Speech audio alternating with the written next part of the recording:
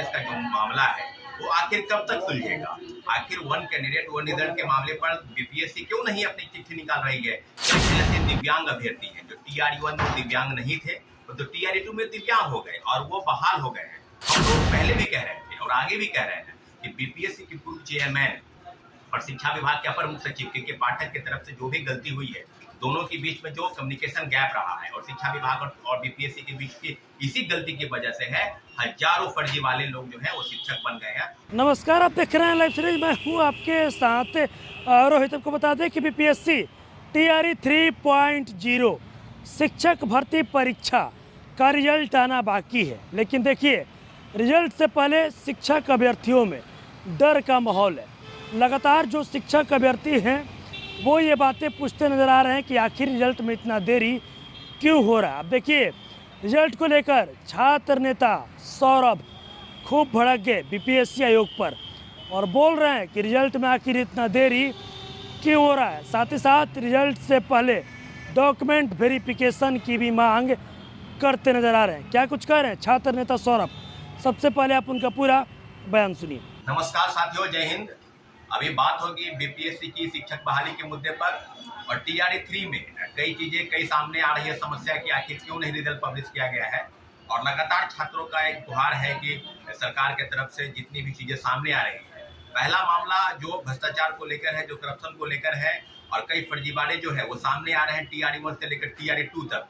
तो दोनों मामलों को लेकर हम लोग सरकार के पास, बीपीएससी के पास हम लोग आवेदन के माध्यम से सूचित कर चुके हैं कि TRE-1 और TRE-2 में जो हुआ, पहले जो है सर्टिफिकेट का वेरिफिकेशन वो अपने स्तर से पहले करा ले, क्योंकि यही विवाद जो है आगे जाकर शिक्षा विभाग और बीपीएससी में तू मैं की जो स्थिति बनी रही वो इस बार विवाद के रूप में सामने ना आया। और दूसरी तरफ वन कैंडिडेट वन रिजल्ट, क्योंकि अभी जो बात सामने आ रही है उसमें है कि 1 to 5, 6 to 8 और 9 10 यानी कल 9 10 का भी औपबंधिक जो है फाइनल आंसर की जो है वो जारी कर दिया गया है और दूसरी तरफ 11 12 का जो आंसर की है वो बाकी है।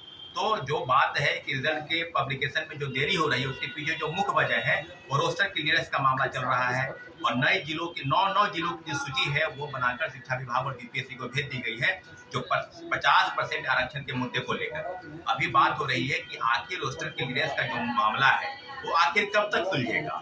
आखिर वन कैंडिडेट वन रिजल्ट के मामले पर बीपीएससी क्यों नहीं अपनी चिट्ठी निकाल रही है कि हम पहले डॉक्यूमेंट का वेरिफिकेशन कराएंगे, या 1 से 5 तक का, या 6 to 8 तक का, 9 10 का, 11 12 तक का, जितने भी कैंडिडेट हैं जो गलत तरीके से, फर्जीवाड़े तरीके से अपना डॉक्यूमेंट बनवाकर और अलग अलग जगहों से, चाहे वो सर्टिफिकेट डोमिसाइल का मुद्दा हो, दूसरे राज्य के लोग बिहार में डोमिसाइल बनाकर बहाल हो गए हैं और कई जिलों से सूची जो सामने आ रही है उसमें। दूसरी तरफ 6 to 8 का मामला जो चल रहा था उसमें कई चीजें सामने आई है कि 90% यानी सेटेड जो छात्र हैं उनको कम से कम 90% मार्क्स जो है वो इस परीक्षा में लाने की जरूरत है और वो जो है उनका 90 नंबर से कम होकर वे बहाल हुए हैं, उनको बहाल किया जा रहा है माननीय उच्च न्यायालय के आदेश के बाद। फिर एक और मामला सामने आया है कि कई ऐसे दिव्यांग अभ्यर्थी हैं जो TRE-1 में दिव्यांग नहीं थे तो TRE-2 में दिव्यांग हो गए और वो बहाल हो गए हैं। तो दोनों मामलों पर कई चिट्ठी, लगभग 2 महीने से ज्यादा चिट्ठी बीत गया है और अभी तक रोस्टर क्लियरेंस के कोई भी मामले सामने नहीं आ रहे हैं और 50% आरक्षण का जो मुद्दा है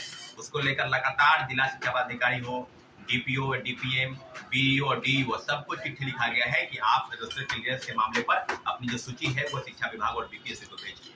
तो हम लोग का स्पष्ट कहना है और जितने भी शिक्षक अभ्यर्थी लगातार ये भी मांग कर रहे थे कि हम लोग का जो आंसर की है औपबंधिक जो प्रोविजनल आंसर की है उसमें भी 7-8 प्रश्न ऐसे हैं जिसको गलत उत्तर बताकर वो जारी किया गया है। तो हम लोग की डिमांड जो लगातार जो बात है छात्र अभ्यर्थियों की बात है TRE 3 में, उसको लेकर लगातार समस्याएं आगे बढ़ रही है। वन कैंडिडेट वन रिजल्ट पर सरकार की तरफ से अभी तक बीपीएससी की तरफ से कोई भी चिट्ठी नहीं जारी हुआ है कि आखिर उस पर किस प्रकार विवाद करना है। इसके पहले लगातार प्रोटेस्ट भी हुआ था, छात्र नेता की पिटाई भी हुई थी, हम लोग लगातार डिमांड कर रहे हैं, कई लोगों की गिरफ्तारी भी हुई थी।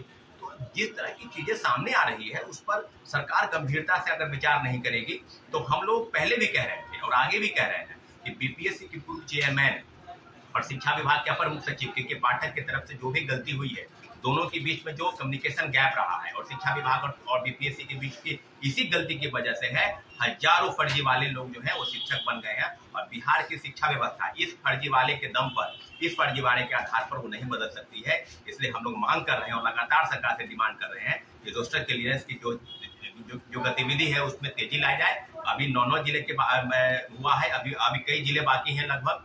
तो सारी चीजों पर रोस्टर क्लियरेंस करके और 11-12 का जो बंदी आंसर की है उसको भी जारी किया जाए। और उम्मीद करते हैं कि इस मामले पर बीपीएससी और शिक्षा विभाग काफी गंभीरता से विचार करेगी। 1 कैंडिडेट 1 रिजल्ट और डॉक्यूमेंट का वेरिफिकेशन रिजल्ट के प्रकाशन के पहले, इन्हीं मुद्दों को लेकर हम लोग लगातार सरकार से डिमांड कर रहे हैं, बीपीएससी से डिमांड कर रहे हैं। तो हमारी सारी गतिविधि इन्हीं मुद्दों पर, अगर इस तरह की चीजें नहीं होती है तो इसके पहले भी प्रोटेस्ट हुआ था और आगे भी प्रोटेस्ट होगा।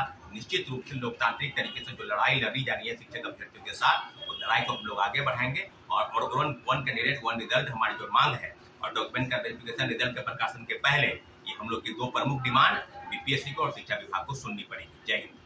तो अभी आपने देखा जो छात्र नेता सौरभ है, देखिए उन्होंने साफ साफ कह दिया कि आखिर रिजल्ट में इतना देरी क्यों हो रहा है, कहीं अंदर ही अंदर खेल तो नहीं चल रहा है। साथ ही साथ देखिए ये भी कहते नजर आ रहे हैं कि 1 कैंडिडेट 1 रिजल्ट का जो फार्मूला है वो आयोग को तय करना होगा। साथ ही साथ रिजल्ट से पहले डॉक्यूमेंट वेरिफिकेशन की भी जो मांग है वो देखिए करते नज़र आ रहे हैं। और भी क्या कुछ करना था, आपने तमाम चीज़ें इस वीडियो में देखी है। बस इसी तरह की तमाम खबरों के साथ आप मेरे साथ जुड़े रहें। तब तक धन्यवाद।